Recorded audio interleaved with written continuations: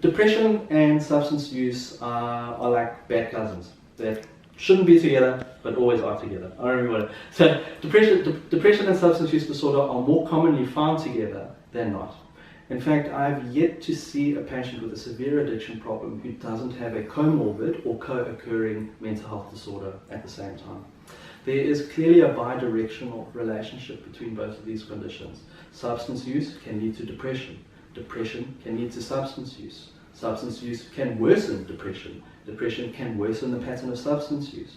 Sometimes teasing apart the relationship and the temporality, as in the order with which these came, was it depression first or did the drugs come first, is sometimes almost impossible to actually be certain of.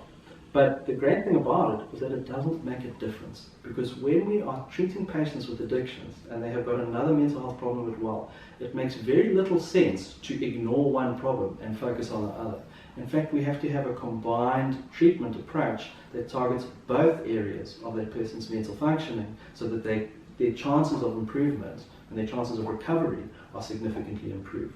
For patients with a major mental health problem, such as depression, anxiety, bipolar or schizophrenia, and who have a substance use disorder at the same time, we refer to those patients as having a dual diagnosis. When it comes to managing dual diagnosis, there are various different treatment modalities, and unfortunately this is not an area that has actually been researched in any great amount of detail. So we tend to have to manage those patients in more specialized areas of care because of the nuances of treatment and especially the relationship between those two disorders. And I certainly think that there's a tendency amongst people to either treat addictions with medication or to treat addictions with psychotherapy, but the reality of it is that you actually need both, and the treatment doesn't stop when you leave treatment. In fact, one area where we really are neglecting our patients is in the aftercare follow-up and support services, and there is a huge gap in service delivery in this country when it comes to that. It's very easy to detox a patient from drugs. It's very easy to put them onto a maintenance medication for drugs.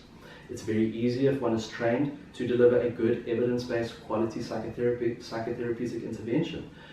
But why are relapse rates so high? Relapse rates are so high is because we've forgotten about the social aspect of healing and recovery. So I think the answer to that question is biological, psychological, and social.